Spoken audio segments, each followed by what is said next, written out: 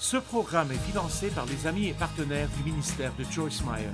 Laissez-moi vous dire quelque chose. Vos péchés ne sont pas couverts, ils sont enlevés. Dieu ne se souvient absolument plus d'eux. Il les a retirés aussi loin que l'Est de l'Ouest. Et chaque jour est un jour tout neuf et vous pouvez avoir un tout nouveau début.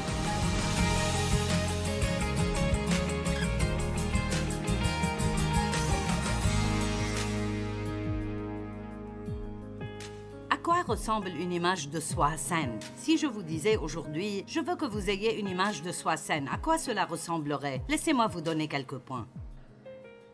Une personne avec une image de soi saine peut dire « Je sais que Dieu m'a créé ».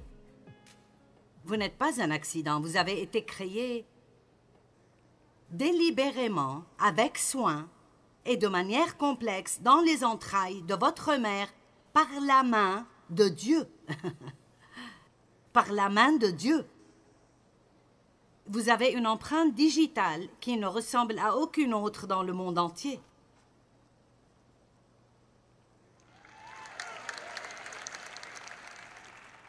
Vous êtes unique et tout ce qui est unique a plus de valeur que ce qui est identique à tout le reste. Dieu a un but pour vous. Et il vous aime inconditionnellement. Et j'aime cette écriture, Éphésiens 1, 4 et 5. Dans son amour, il nous a choisis. Que tout le monde dise « Je suis choisi ». Répétez ça. Dieu ne s'est pas contenté de vous avoir. Il vous a choisi, il vous a choisi, il nous a choisi lui-même, choisi pour lui en Christ. Il ne nous a pas choisis parce que nous méritions d'être choisis, mais parce que nous croyons en Jésus et il nous voit comme étant en Christ. Il nous a choisis pour lui-même comme étant quelqu'un qui est en Christ. Et il l'a fait avant la fondation du monde. Donc, avant que vous ne fassiez quoi que ce soit, il vous a choisi. Maintenant, je ne sais pas pour vous, mais je pense que tout le monde aime être choisi. Tout le monde veut être celui qui est choisi. La Bible dit que nous sommes la prunelle de ses yeux, et si vous ne spiritualisez pas excessivement cela, et vous y pensez, si vous avez faim et vous allez acheter une pomme, vous n'allez pas en prendre une, allez à la caisse et payer, vous en prendrez plusieurs, et vous les regarderez vraiment bien, et vous prendrez celle que vous pensez être la meilleure. Et Dieu dit que vous êtes la prunelle de ses yeux, vous êtes la pomme qu'il choisirait.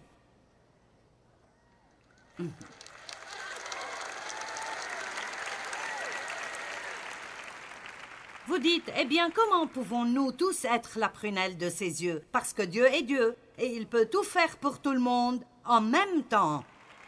C'est pourquoi il peut dire, tu es spécial, tu es le meilleur, tu es le plus important. Et ce serait vrai, parce qu'il peut avoir ce genre de relation spéciale, intime avec chacun de nous, tous en même temps. Allez, je ne vous laisserai pas avant que vous ne décidiez de vous aimer. Vous dites, eh bien, j'ai 20 kilos de trop, comment puis-je m'aimer? Eh bien, si vous commencez à vous aimer un peu mieux, vous perdrez peut-être du poids.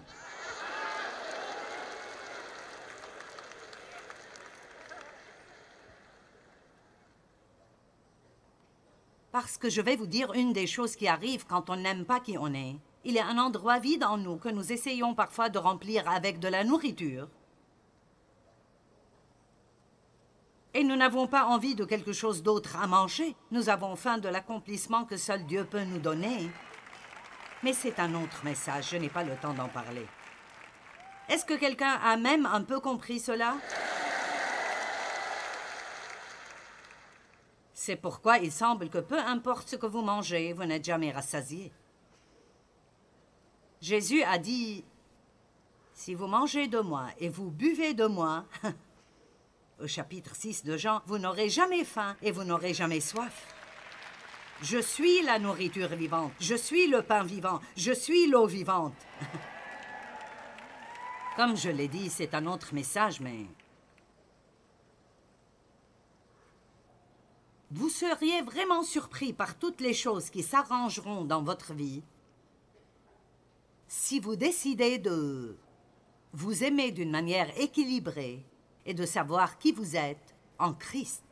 Et si vous avez déjà entendu cela plusieurs fois, alors c'est un bon rappel pour vous. Mais si c'est la première fois que vous entendez quelque chose comme ça va vous prendre un bon moment pour l'absorber. Parce que d'une manière ou d'une autre, nous pensons que c'est spirituel de penser que nous ne sommes pas bons. Je ne suis qu'un pauvre, misérable, pécheur, pathétique. Je suis juste cette personne atroce. Oh mon Dieu, je suis désolé, je suis désolé, je suis désolé. Parfois on a tellement... Je veux dire, j'ai fait cela l'autre matin. Nous sommes tellement habitués à être désolés. Et je l'ai dit l'autre matin. Je ne sais même pas pourquoi. J'ai dit, oh Dieu, je suis vraiment désolée. Et il a dit, pourquoi? Je pense que c'est comme si nous nous excusions toujours pour nous-mêmes parce que nous savons que nous faisons des erreurs. Mais c'est exactement pour cela que nous avons besoin de Jésus. Et je ne dis pas que nous ne devrions pas être désolés pour nos péchés. La Bible dit de pleurer pour vos péchés. Mais j'ai appris que je pouvais le faire très vite et immédiatement retourner à savoir qui je suis en Christ et continuer avec les bonnes choses que Dieu a pour moi. Vous savez, à l'une des fêtes et des célébrations organisées par le peuple juif, je n'ai pas pu en parler l'autre nuit quand j'enseignais. L'une des fêtes s'appelait les 10 jours de crainte et ils se repentaient pendant 10 jours. Je peux m'occuper de tout cela en Christ en juste quelques secondes.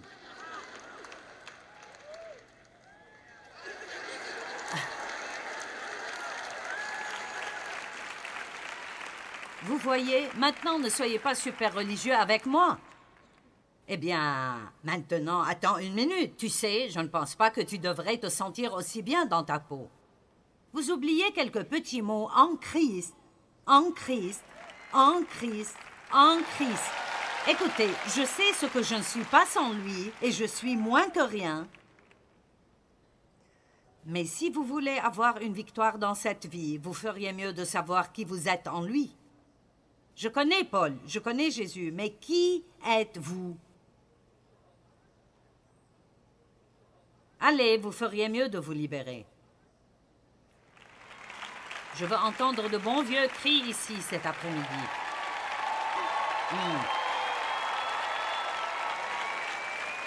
Savez-vous combien c'est merveilleux de ne plus avoir à se haïr ou de ne plus avoir à se comparer à quelqu'un d'autre? Vous n'avez pas besoin de prier comme quelqu'un d'autre, ni à étudier la Bible comme quelqu'un d'autre.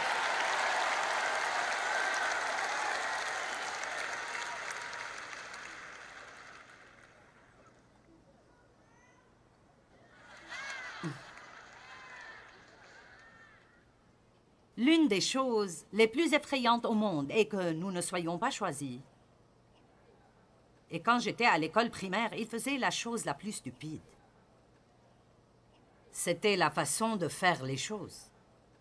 Nous jouions au softball dans l'une de nos activités sportives. Ce que l'enseignante faisait était de prendre toute la classe et de choisir 2 personnes comme capitaines des 2 équipes. Certains d'entre vous secouent la tête, vous connaissez ça. Et puis, les capitaines se tenaient là et choisissaient. Je te veux dans mon équipe, je te veux dans mon équipe, je te veux dans mon équipe, je te veux dans mon équipe. Eh bien, la chose la plus effrayante au monde était la pensée d'être le dernier à rester là et de savoir que personne ne vous voulait. Je m'en souviens encore. Je me souviens encore de combien c'était affreux. Quelqu'un s'en souvient? Wow, cela signifie que... Beaucoup d'entre vous, nous venons d'une autre ère. Et je n'étais pas, je veux dire, j'étais médiocre dans les jeux de balle, je n'étais certainement pas bonne, donc je n'ai jamais été l'une de ceux qui ont été choisis en premier, ni en deuxième, ni en troisième, ni même au milieu. Heureusement, je n'étais généralement pas la dernière à être choisie. Mais je me souviens à quel point c'était affreux d'avoir peur d'être la dernière. Et écoutez, vous pouvez sortir d'ici avec cette confiance aujourd'hui. Vous ne serez jamais, jamais le dernier à être choisi par Dieu.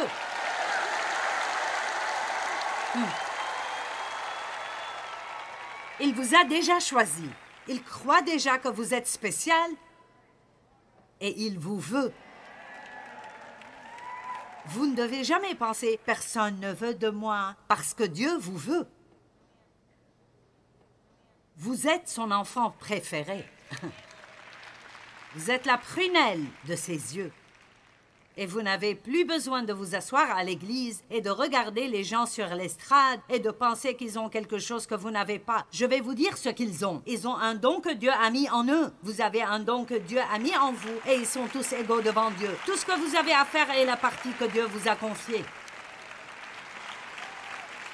Arrêtez de rester à l'écart dans la vie, assis dans vos fauteuils, à essayer d'admirer toutes les personnes qui, selon vous, ont réussi dans la vie, car aucun d'entre nous n'a tout le contrôle. Et Dieu merci, nous ne l'avons pas. Même si, dans son amour, il nous a choisis comme lui appartenant en Christ. Lui appartenant en Christ. La deuxième chose à savoir est que vous êtes précieux. Le diable veut que vous pensiez que vous ne valez rien. Qu'est-ce que je fais ici? Qu'est-ce que je fais? Je ne suis qu'une mère. C'est la chose la plus affreuse à dire. Je ne suis qu'une mère. Les mères sont les personnes les plus impressionnantes du monde. Je veux dire vraiment et certainement, elles sont phénoménales. L'influence que vous pouvez avoir sur vos enfants, l'influence que vous avez chez vous, une femme donne le ton et l'ambiance chez elle, à moins que vous ne soyez marié à mon mari. C'est difficile de le mettre de mauvaise humeur. Vous connaissez le dicton « Si maman n'est pas heureuse, personne n'est heureux ». Eh bien, à certains égards, c'est vrai. Vous êtes précieuse. Sophonie 3,17, si vous n'avez jamais vu ces écritures, ce sont des écritures à crier. L'Éternel, ton Dieu, est au milieu de toi, comme un guerrier, un héros qui sauve. Il fera de toi sa plus grande joie. Il gardera le silence dans son amour et ne mentionnera pas tes péchés passés. Il aura pour toi des transports d'allégresse.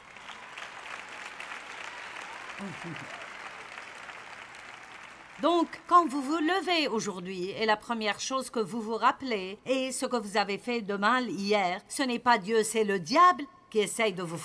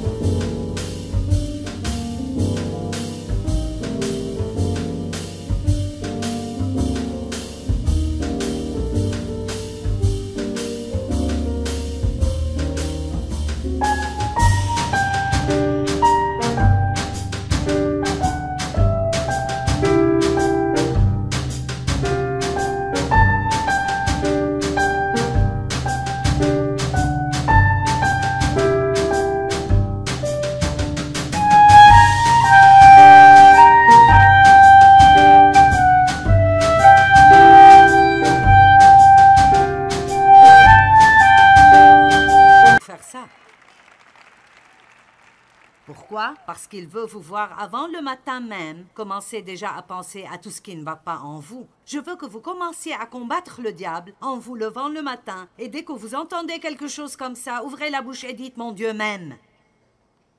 La prochaine fois qu'il essaye de vous raconter un mensonge, dites « Je suis spécial. Je suis précieux. » Je dis au diable, nous pouvons jouer à ce jeu toute la journée. Tu me dis ce que je ne suis pas et je te dis qui je suis.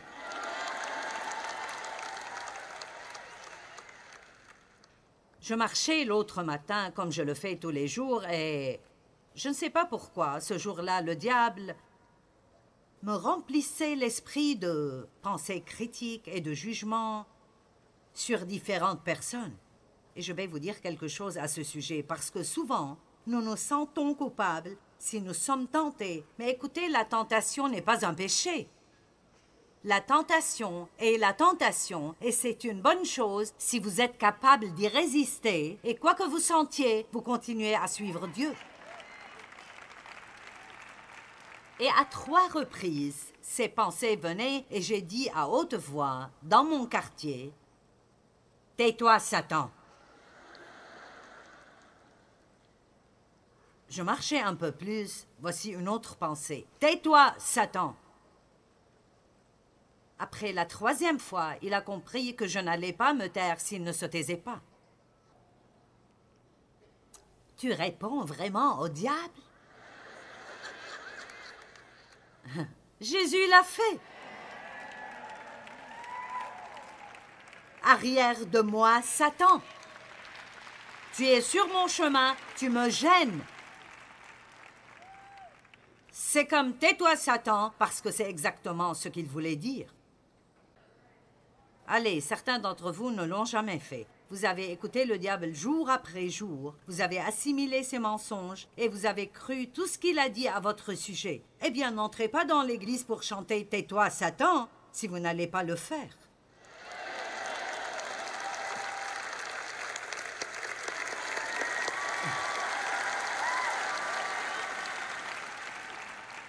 Oh, l'ennemi s'énerve, vous vous équipez. Vous allez rentrer chez vous et être dangereux.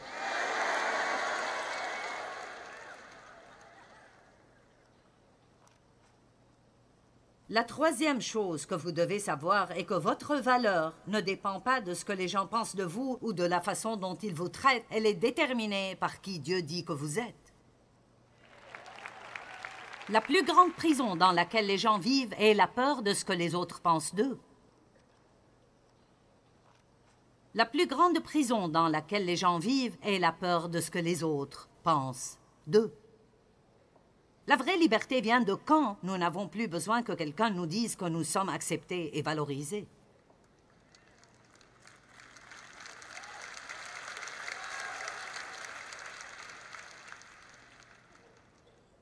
Les gens pensent, vous vous faites une nouvelle petite coupe de cheveux ou quelque chose. Et vous ne pouvez pas vous en sentir bien avant que d'autres ne vous disent que c'est pas ça.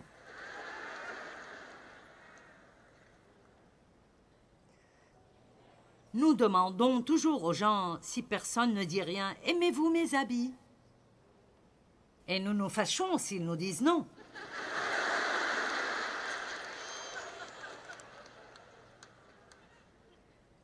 Mon assistante est intelligente. J'avais amené une petite veste que j'avais achetée. Je n'avais pas l'intention de la porter ici, mais je l'ai amenée au cas où.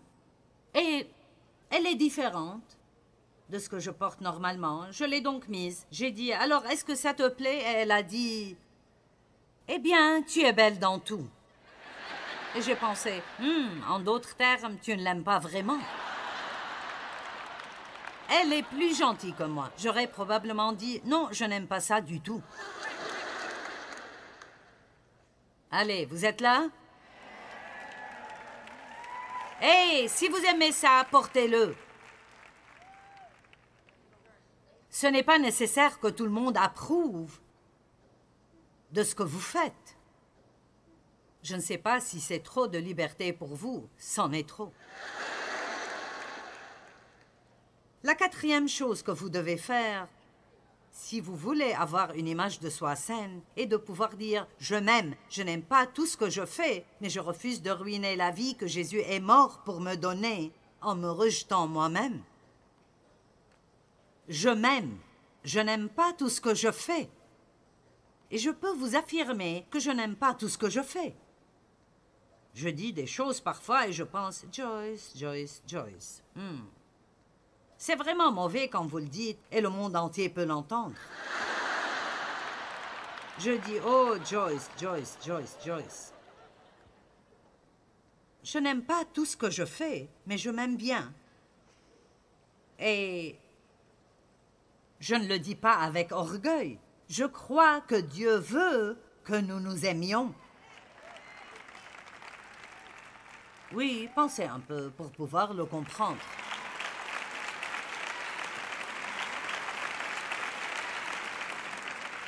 D'accord, vous savez quoi? Plus vous vous aimez, plus vous serez sympathique. Plus vous vous aimez, plus vous aurez d'amis. Parce que les gens ne veulent vraiment pas la responsabilité de devoir constamment vous faire sentir bien dans votre peau. C'est un travail difficile. Pourquoi ne vous contentez-vous pas de le faire vous-même pour que je n'ai pas à vous encourager tout le temps?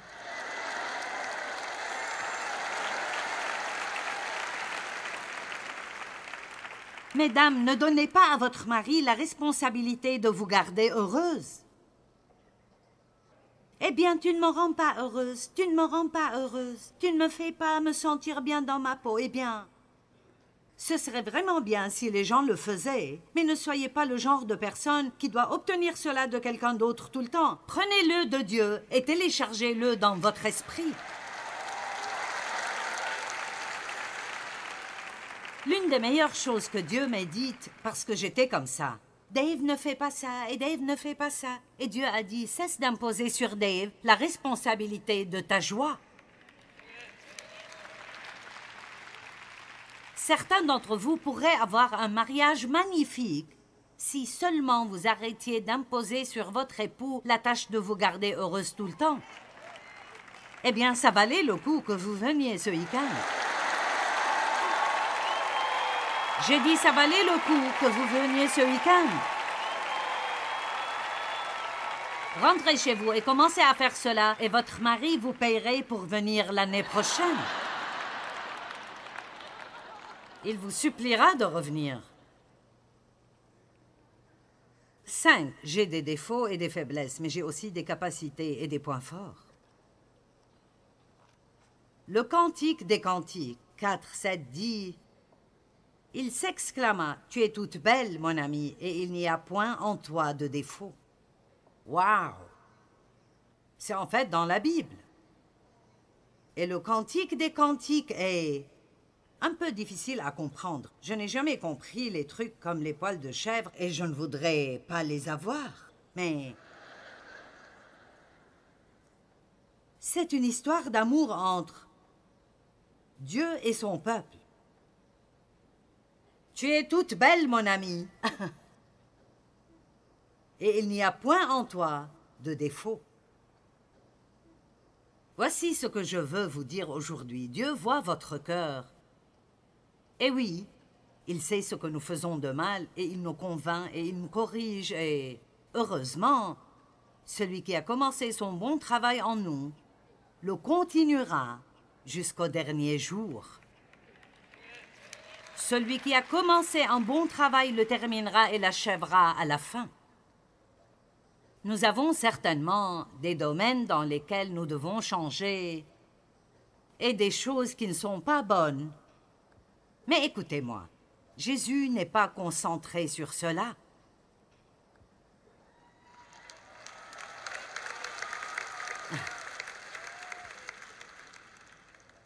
Allez, il me reste 8 minutes pour vous convaincre. Il n'est pas concentré sur tout ce qui ne va pas en vous, car il savait déjà tout ce que vous feriez de mal avant même de vous choisir. Dieu ne s'est pas coincé avec vous, il vous veut. Il vous veut.